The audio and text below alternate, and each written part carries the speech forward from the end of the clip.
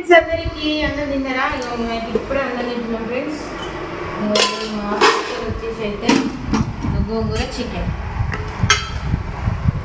మీరు ఏమేమి కూరలు చేసిరో కామెంట్ అయితే చేయండి. మీరు అన్నం తిన్నారా లేదా కామెంట్ చేయండి ఫ్రెండ్స్.